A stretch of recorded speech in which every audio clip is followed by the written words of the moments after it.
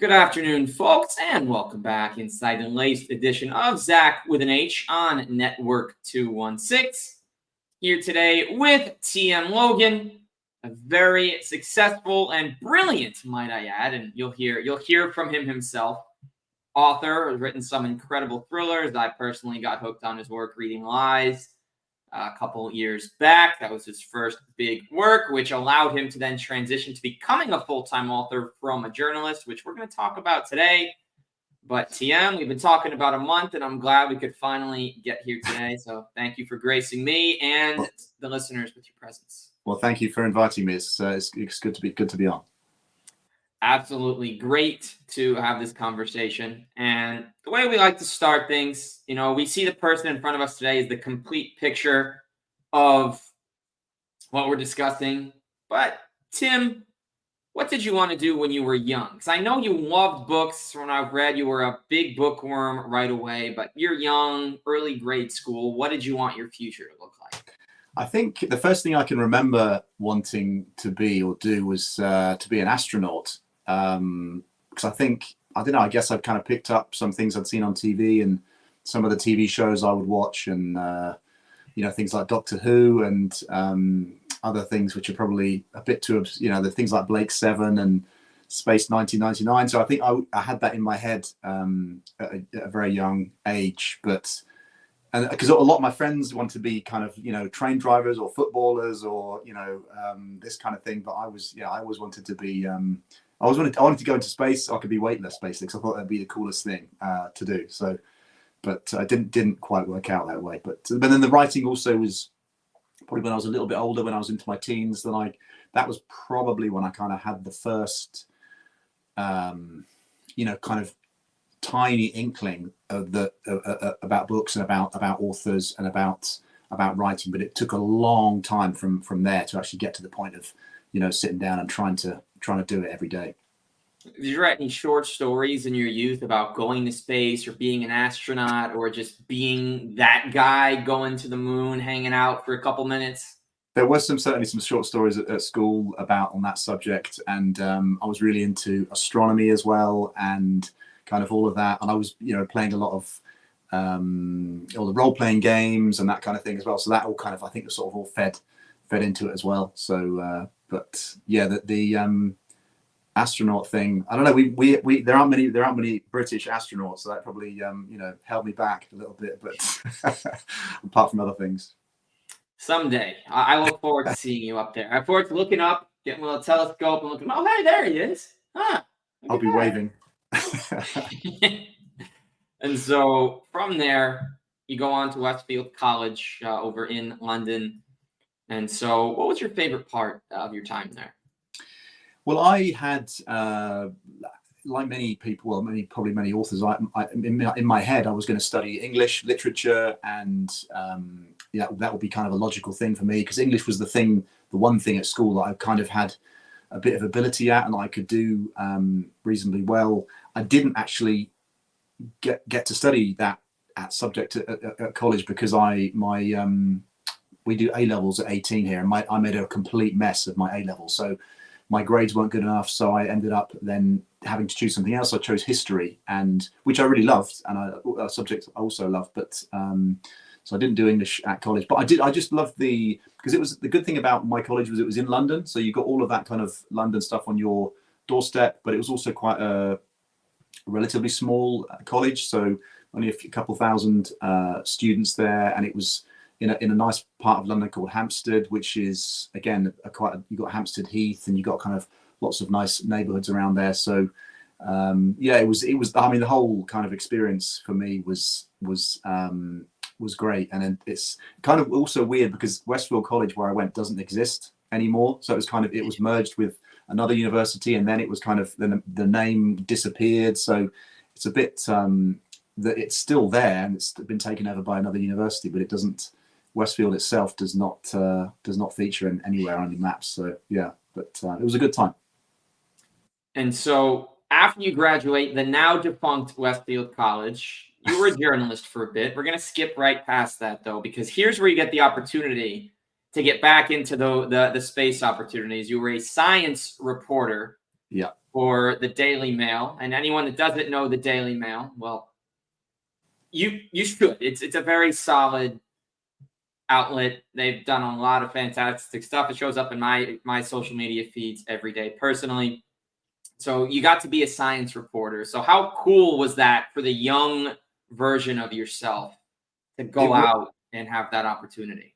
Yeah, that kind of job so there's lots of different specialist roles at any paper. So you have a crime guy, you have an education person, a health person, and the science reporter. I used to get given all the stories that they didn't quite know, who else to give them to. So I would end up doing lots of things around, genetics and cloning and the environment and natural natural stuff like that, and also the space kind of thing. So again, there's kind of the space came in to the sort of every so often there would my boss would come up to me and say, we got a load of pictures from the Hubble telescope, or we got a load of images from this, and can you give me 500 words on what this is? And that was kind of probably of all the stories that I wrote there, those were some of my favorites, I think, because it was you get to talk to some incredibly smart people who are working in with these amazing telescopes, and they would talk you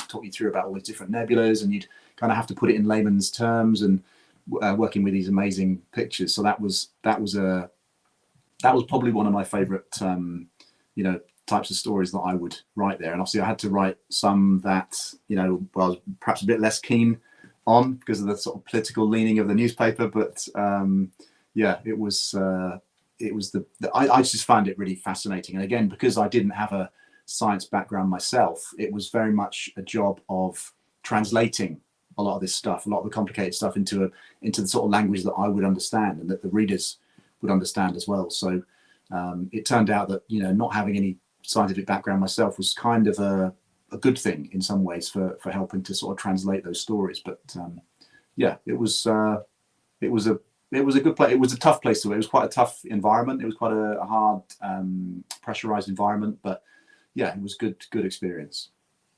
While you were there, you mentioned getting to talk to some really cool people about some very, very cool things. So who would you say was the favorite person you got to speak to while you were at the Daily Mail? I don't know. So you'd interview people sort of most days and talk to different people. And because of what I did, they were all, many of them were some of them were sort of nationally leading or European leading or world leading indeed in sort of what they were studying. I remember a guy who was always fun to talk to called Dr. Richard Wiseman, who he was a psychologist, and he would do, because again, psychology kind of fell into my kind of remit as a science reporter, and he did things about like science of why people believe in supernatural phenomena and why people believe in good luck and bad luck, and he was always good value to talk to. So I remember him having quite a few chats with him about why people believe the things they do, and why people have superstitions, and why they kind of why these things can sometimes take on power in your life. So he was always good. But it was quite a long time ago that I left the paper. So I was just trying to cast my mind back to some of the stories I wrote there. But it was I actually left in about 2004. So it was quite some time ago that I last was actually a journalist. The recounting, though, makes us feel like we're going right back, right? Yesterday. But that's the beauty, right, of writing literature. Well, first off, there's the digital footprint, and then second off, and I'm sure it's like that with your books as well, that no matter how many you write, I believe you're at 7. You just 7, 8. The one that came out this year in the UK is number 8. So I'm just working on number 9 now, which will come out next year. So yeah, it's when I've done with this one, then it'll be 10. It'll be double figures. So it just feels like kind of a crazy kind of number really to have reached, because it doesn't feel like it only feels like about a year or two since I actually had the first one came out, but it actually came out in 2017. So yeah, time flies, I suppose, when you're having fun. That's impressive too. That means that you've done exactly on average one a year. Or actually, there was one a year for every year, and we're going to get into that. The reason going there was just I'm sure it feels like to some that may read a lot I'd say that they cross off 60 books in a year, they may forget who John from the Alps, the main character in book number 13 was. But for you, I'm sure you remember all your characters, including your Joe Lambert, from your first book, as well as the kids who played such a big part in the holiday all the same, right? It's kind of that memory when you're the one doing it, you're doing the research, it's all kind of ingrained. Like, oh, I remember that project. I remember what he had for lunch on page 47 of this 450-page novel, right? Yeah, I have a spreadsheet of kind of all the names I've used, all the characters, and because I try not to sort of reuse names too much, which is so the more books you write, the more difficult it becomes, because you're kind of not running out of names, but you have to maybe think a bit harder about finding something new. But because if I reuse a name, then I'm often thinking about that character from the previous book rather than who I want this new person to be. So yeah, but it's when they start being called Augustus and things in book 27, that'll be why, because I've used up all the other names. Not to say Augustus isn't a good name, but No, it's funny you say that, because the book I finished last night featured in Augustus as one of the main characters. Oh, okay. So I knew Karen McMahon is such charming liars, but we're right there. See, these names are just something. But yeah. Okay, so you go from there. We're only at 2004, folks. We are going to wind our way to the modern day. So from there, you went to the East Midlands. You were working at university at this time as a press officer. So my question, Tim, what was it? Because so far it sounds like you love writing, but we haven't gotten into the author, like I want to publish. What was it about your time living in the East Midlands that just had you writing whenever you had a free minute? I think it was that idea that I'd had back when being a teenager and thinking, having that really vague thought that I would be an author one day. And I have written some short stories at that point. I'd written some probably in my early 20s, and then got married, had kids, and moved to London. And that kind of idea of writing, of being an author or trying to be an author, kind of got a bit not lost, but it was sort of put on the back burner in some ways. It was kind of parked in some sense. And working in London at the Mail, because it was so intense and it didn't really allow for any time for anything else, one of the reasons why I finished there and moved back to the East Midlands, back to Nottingham, was the idea of trying to make some time for fiction. And I thought, I want to make a go of this. I want to see if I can actually do it. And I've thought about it for so long, and it's been in the back of my mind for so long. There's only one way to find out whether I can actually achieve this, and that is to maybe have a job that's a bit less intense, and live a bit nearer to where I'm working, so I have less commuting and all these things. So and then I just started probably the year after we came back from London. I started trying to write every day. So I'd say I've got 45 minutes in a day. Once the kids are in bed and once everything else is done, I can probably grab that amount of time, maybe an hour if I'm lucky, or sometimes it'll be before the kids have got up and before we took them to school. And so I just wanted to, just to carve out a little bit of time each day to see if I could write maybe 300 words or 400 words and put enough words together in the end to make a kind of full length novel. And once I'd started that, I kept a note every day of how many words I had written, and that sort of takes on its own momentum. And I kind of, once I had you get 10 days, then 20 days, then 50 days, then 100 days. And I didn't want to break that chain. And so it kind of perpetuates itself until it came to the point, after probably 3 years or so, that I had what I thought was a good book, a thriller, a novel it was actually set in America. And so I had that burning idea that I would do that, and then I got to that point, and little did I know there was many more hurdles to sort of jump before the book would actually come out with my name on it. So, but yeah, it was just the idea of thinking, can I actually do this? And I'll never know if I don't try. And so sitting down every day and trying to bash out some words, and I've kind of got there in the end, I suppose. The first thing I'd like to say is thank you for getting there, because the work has been very enjoyable. Obviously, as we talked about before we went on, I'm in America, you are over in the UK, so I can only read 3 of the books, all 3 of which I already have. But next time I'm there, I'm grabbing them all. I'll wait till number 10. I'll come back with 7. I'll flaunt all 7. But you mentioned a lot of hurdles to getting that first book published. And to those that don't know Tim's work, Lies was that first book in 2017, a fantastic novel that has got twists and turns on every single page with every passing chapter. So I have a couple questions. We're going to go one at a time. What hurdle was the toughest to clear with once you had or to getting you toward representation and then ultimately being able to finally publish it?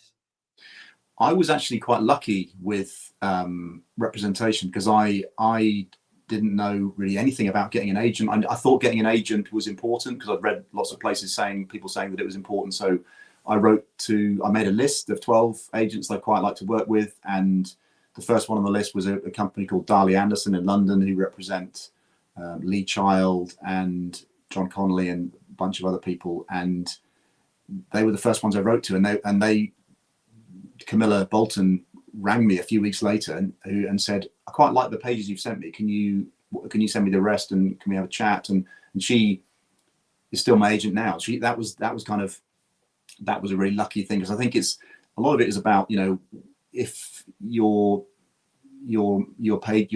first chapters and your covering letter, does that arrive at the right time? Have they got space to read it? Have they got space in their list to represent someone like you? Is your book, because they're receiving probably dozens or hundreds of approaches every week from people who are trying to get an agent, and so there's a lot of luck in that, and I was very lucky. I think the real hurdle was then the fact that book, that I was talking to her about back in 2009-10, that book, we then spent another 3 years working on it, editing it, honing it, shortening it, cutting it down, working on character and plot and all those, and pace and all those things. And that then went out to 8 publishers, and none of them wanted it.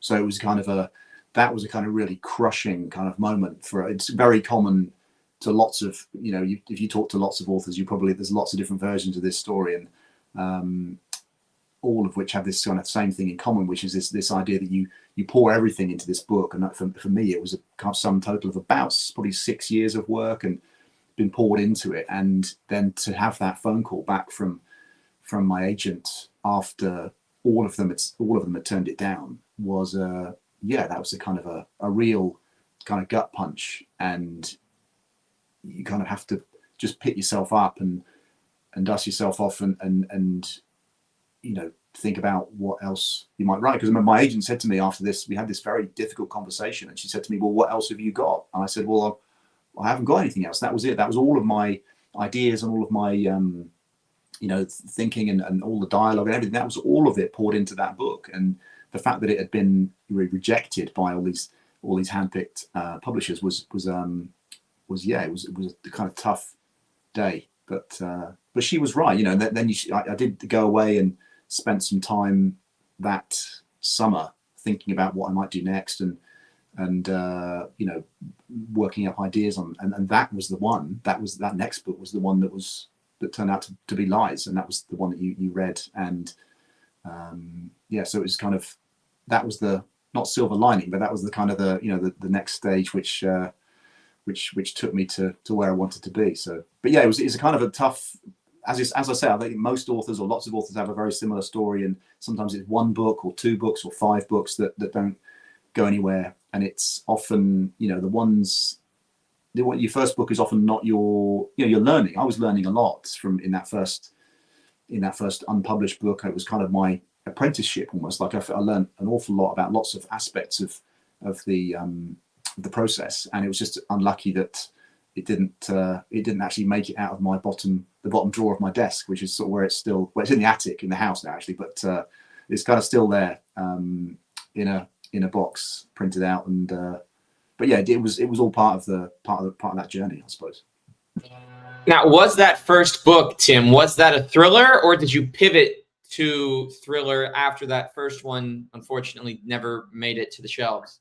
No, it was a thriller. It was a contemporary thriller, as I said, set in mostly in Boston and also in some of the other sort of nearby states. And yeah, it was kind of, it had some kind of not science fiction theme, but some kind of sciencey themes around genetics and genetic engineering and all these kind of things, which I'd done lots of stories about when I was a journalist. And I thought, well, I think this is quite interesting. And so it was kind of, it wasn't completely a mainstream kind of thriller, but it had these other aspects to it. But it was, but when I came to writing Lies, I just thought, I'm going to bring it right back to somewhere I know really well. I'll set it in London, and I'll make it kind of more, maybe a bit more accessible for people, and take out the kind of the scientific stuff, and just write something.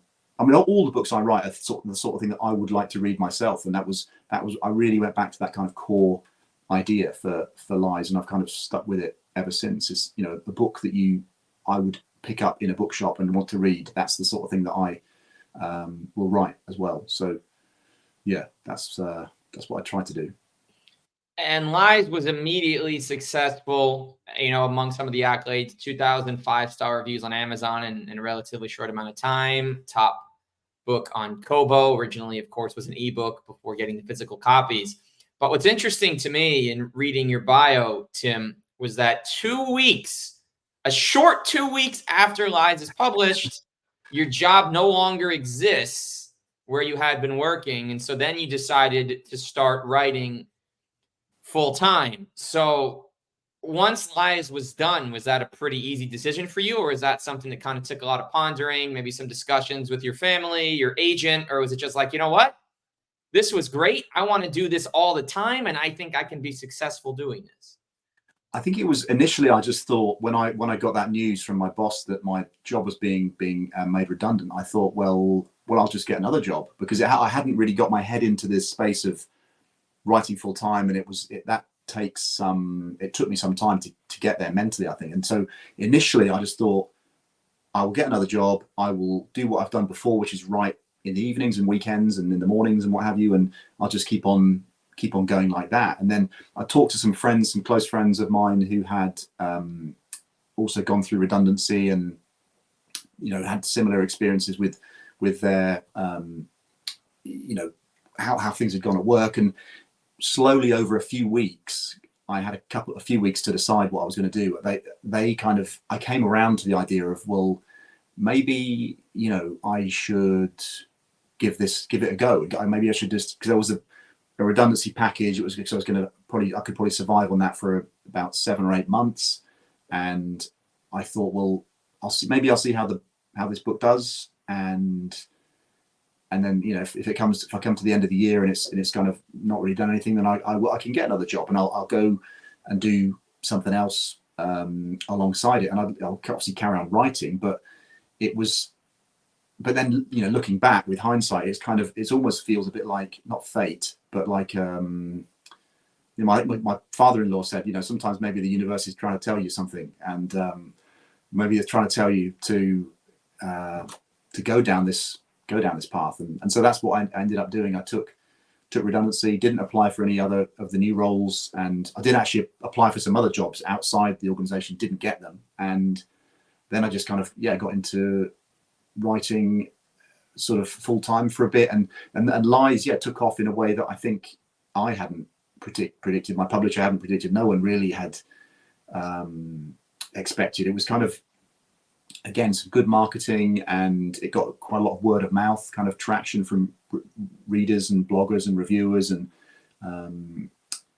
it was just kind of in that time on Kindle, I think on Amazon, where some books could just kind of hit that wave and get some real momentum. And that's what happened with Lies. And so it ended up being one of the biggest selling books on Kindle that year in the UK. And I just thought at that point, okay, well, maybe there is something here then. And I mean, I was still doing freelance copywriting, so I was still doing other kind of work at the time, but it ended up that I haven't actually gone back to sort of doing a proper job since. So as my kids used to remind me early on, early on, they'd say, "When are you going to get a proper job again? Because it's not really proper what you're doing."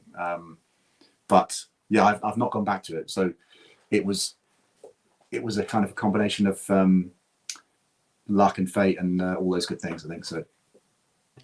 And 8 in, and still just getting started, truthfully. And so, Tim, you've put out some fantastic ones we've talked about. We go on about lies. The next two that you published, 29 Seconds, another fantastic one, slightly different, although very much based on the suspicious phone call and then getting the contact and the magic opportunity to make a change, and you only have 29 seconds to do it. And of course, the holiday, you got your classic 4 couples, romantic getaway, birthday party. Oh no, someone's bad, someone's a killer.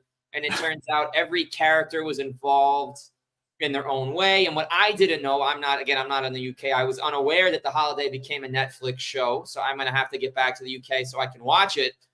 Yeah. So my question for you though here, Tim, is were you involved in the process of writing the script for that TV show? And how did it feel just a few years into being a published author to have the opportunity for one of your works to hit the screen in another medium? Yeah, I mean, it was amazing to see it. And the first moments when the show starts and the credits start rolling and you see that, the thing, it says based on the book by T.M. Logan, I was freeze framing it and taking a picture of it and all those kind of things. So it was really cool to see that. But to answer your question, I wasn't involved in the scripts really. I talked to the screenwriter. He was a very experienced guy and done lots of other TV shows. I talked to him and he sent me the scripts as he was writing them to kind of get feedback, and so we could have a conversation about it. But I was a little bit at arm's length, I think, from the process, which I think is, I guess that happens in some cases. In other cases, authors are kind of more closely sort of involved in the process. But I was kind of, I guess, a couple of steps back, and it was also being made, and a lot of the preparation was happening during COVID. So it was shot in, I think it was shot in spring 2021. So there was lots and lots of, obviously still lots of COVID protocols going on. It was filmed in Malta, in the Mediterranean, and at one point I said, well, can I go out to the set and see it being shot? And they're like, yeah, you can, but you have to quarantine for 14 days when you get there. And so I'm like, okay, well, I'm trying to write the next book, and so it didn't really quite work. But yeah, no, it was quite something to see it on screen. And then the next book actually was also televised for one of our channels here, and then we're picked up by Netflix. So yeah, that's been a kind of a real highlight of the last few years. And that's got to feel great, right, Tim? Because that's another one of those, hey, I was doing all this. I just hit 40 years of age. I get my first book out. Now all of a sudden we're seeing several adaptations. And that's got to be right, like a pinch yourself moment. Like you're there. That's your work that we're watching as TV shows and movies, all based on the characters that came out of your brain are now on our screen. Yeah, and when you think back to kind of the original, before the book was a book, before it was even even a manuscript, before it was a file in your computer, originally, like you say, it was just a kind of a weird idea you have when you're cycling somewhere on your bike, or you're standing in a bus queue, or you're doing the washing up. It's just that originally the kind of weird little thing pops into your head, and then you think that's gone all the way to be on Netflix, which is a kind of a crazy, a wild thing, really. But yeah, it's nice to think that it can go kind of all the way. And there's a few other books that have been optioned for the screen, and I'm hoping, I've got my fingers crossed that there might be some more in the future, but we'll see, I guess. We definitely will see. So, Tim, what is your advice to those people that want to become published authors, whether they're 22 just out of school, whether they're 18, they're not sure if they want to go to school or just write, or heck, if maybe they're 35, they're in a job they don't like, but they have a side hobby of writing. So what is your advice to these people that want to do what you now do? I think, there's obviously lots of really good books you can read on this. The Stephen King book on writing, which is really good. I'm reading one at the moment, or rereading one at the moment, called Into the Woods by John York, which is great on story structure.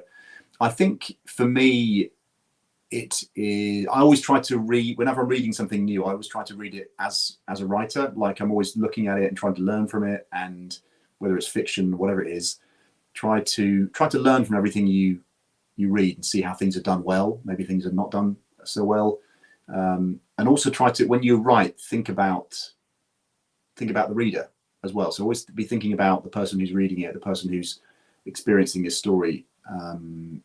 Are you thinking about, so in terms of thinking about pace and about relatability and all those things, I think it's good to sort of get into that mindset. And I also think that to be a writer, you need to be curious about people. You need to be interested in people and in their lives and in their problems and in their kind of situations. And I think that's quite a, well, I think for me anyway, I'm always kind of interested in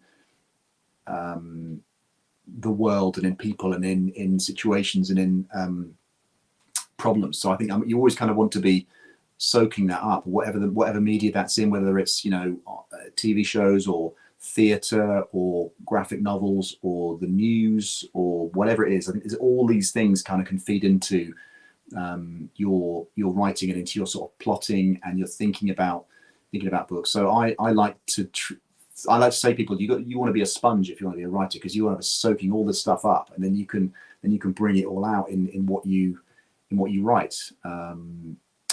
So yeah, there's lots of different. I mean, there's lots of different advice. The other thing is, I think, certainly in my experience, and most of the writers that I know, it's really difficult to kind of come in and do it as a sort of 21-year-old or 22-year-old straight from college, or straight from school or whatever. It's good to have something else to fall back on. So it's almost all the writers I know are doing other things, or have done other things, or have kind of, like you say, kind of another track to their kind of career. So it's good to have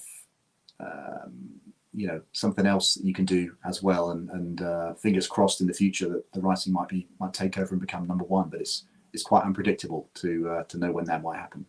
Of course. So last question for you here, Tim, before we move into the fun get to know the guest section. But do you have a professional mentor in the industry that kind of helps you, guides you, maybe gives you ideas, or are you kind of at a point where you kind of know what you need to do and how to get there? I would say my mentor probably is my agent. She's the one I kind of will go to, certainly with early ideas, and she is probably maybe a bit less now, because I think we've got a relationship where I kind of think I know a bit more about what I want to be doing. But she is probably the one who's guided me the most, and she's got a really good instinct for story and good instinct for not for for books in general. I think for people, for readers, she's got really, really good kind of instincts on that, and she's probably the closest. But I also have a lot of obviously a lot of contact with my editor and a lot of work with her, and also will my wife will also kind of be involved in that process of trying to coming up with story ideas, and I'll bounce things off her initially that she has a really good often has a really good take on. So yeah, I have different people that kind of help me out with things. So it's a team effort. Yeah. So here's my personal favorite section of the show. We talk about the professional journey. You offer advice to those that want to do what you do. And then we ask questions that you probably haven't answered in a long time, because no one's asking these questions. So we're going to dive in, and we're going to see who TM Logan is outside the work, and outside, of course, as we learn, of the avid tennis professional.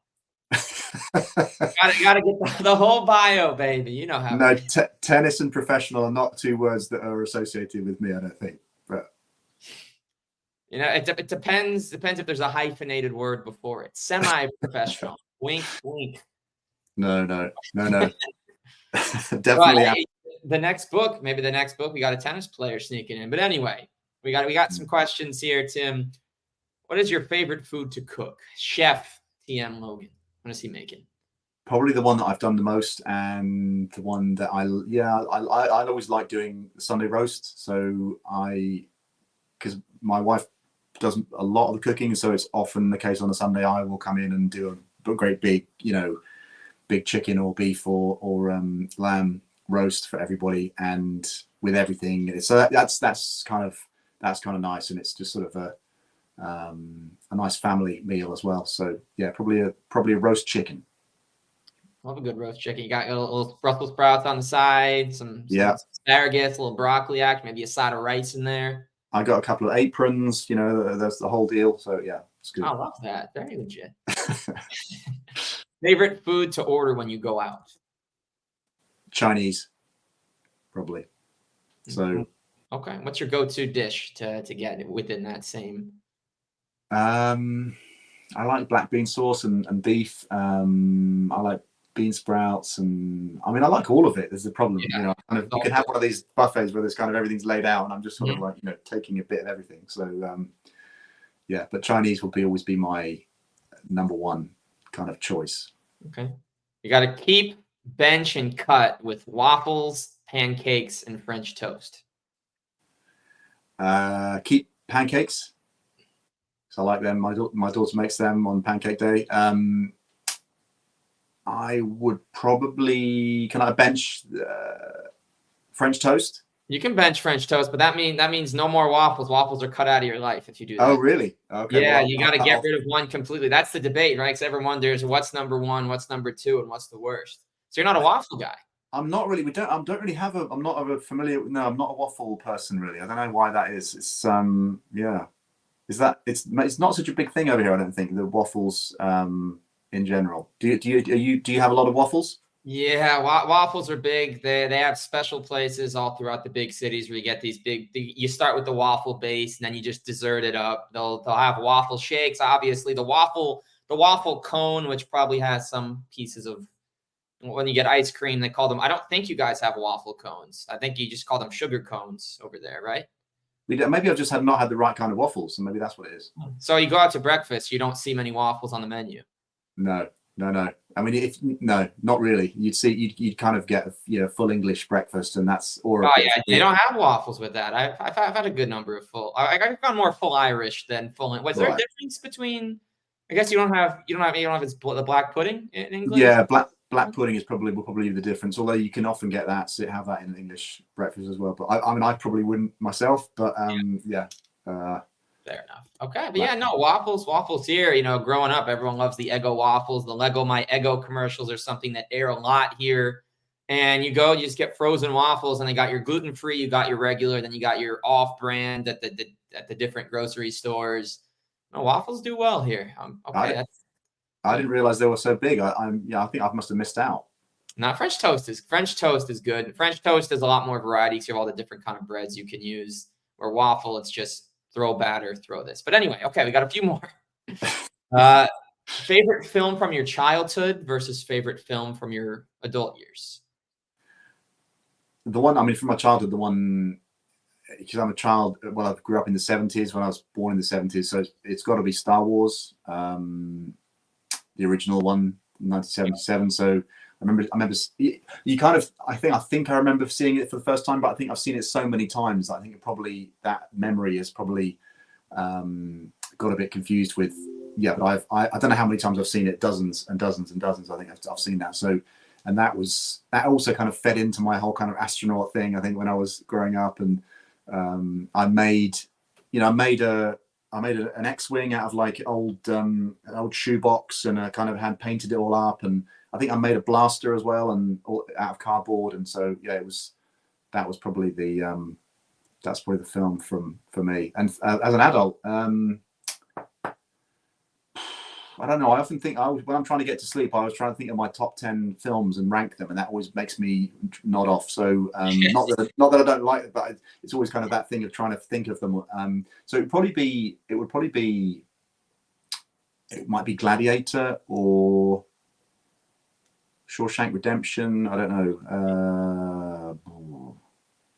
I've got lots of DVDs in my lounge there in the house. Trying to think. it might be. They would probably be in the top 3, both of those. Or possibly Blade Runner. So Blade Runner was great. Going back a little bit, but yeah. Okay. All right. It's good. That's 3. It's 3 instead of 1, but I'm hedging my bets there. It's hard. It's hard to rank. It's hard. Yeah. So, favorite fiction novel that isn't yours? I mean, the one that I often kind of think about when I'm writing is a book called A Simple Plan by Scott Smith, which came out. I read it at a time when I'd finished university and I got my first job, and I was kind of going back and forth to the office on the bus, and I was reading it at that point in my life. And I think that was a bit of a junction. So I just started working full time. I was 23 or whatever it was, and that book just so absolutely grabbed me by the lapels, and I would be reading it under the desk at work and all this kind of thing, and getting in a bit of trouble for that. And that was, I think, one of the first full-on thrillers that I read that I just thought, this is so good and so kind of relatable and terrible, and not terrible in a good way, sort of in terms of the scenario. But I just thought, again, one day if I could write a book like this, I would be very happy. And I haven't done that yet, but it's on my shelf back here in the cabin, and it is. That will probably be the one that kind of helped me on the way to perhaps where I am now, and being a thriller writer. And my last question for you here, Tim, any parting wisdom for the folks? Anything else you want them to know about you before we do the sign off and the plugs? Anything at all, fully open-ended. Anything at all? I don't know really. I just I feel I had a question. I was talking to my publisher a few months ago, and they were doing a little video of me asking me random questions, and one of the questions that came up in that was some of them were silly and some were serious, and they said, well, what would you do if you won the lottery? And I just could not think of anything to say, and I realized afterwards it was because I kind of feel like I already have won the lottery in a way, by being able to do what I do and being able to write every day, and having these books on the shelf behind me. It sort of, so that was, I don't know, it was kind of a weird, what I should have said was, I'd travel around the world and see lots of places, but what I think I felt in myself was that I feel incredibly lucky to do what I do, and I hope that lots of people seem to enjoy it as well. So yeah, I think that's well said, because winning the lottery is not just about cashing a check that's so big you're going to have your old friends all come back and want to do stuff for you, but it's more about that you have the opportunity to live the way you want and do what makes you happy, which is the biggest prize that you can ever actually cash, whether in the form of a check or honestly just some great emotions, because we all got those ups and downs, and when you're riding those ups every single day, you can't imagine a better life situation. Yeah, and like you say, being in charge of your life and being able to do what you love and having that autonomy is sort of priceless, I think. So that is TM Logan, folks. You can find his work on tmlogan.com. You can go to your favorite library or bookstore. That's T.M. But you can also find it with just the TM. Tim, thank you for joining me. Very much enjoyed the conversation, and looking forward to getting over to the UK, because I've read the works that are public to me here in America, but looking forward to getting back to the UK so I can cross some more off my list. Well, I hope that at some point in the future that I'll be published again in North America, and fingers crossed that kind of time will hopefully come quite soon. So, and thank you for having me on. It's been great talking. Absolutely. So that'll do it for us here on Zach with an H. For TM Logan, Zach Weiss with you, Network 216. I'll see you soon.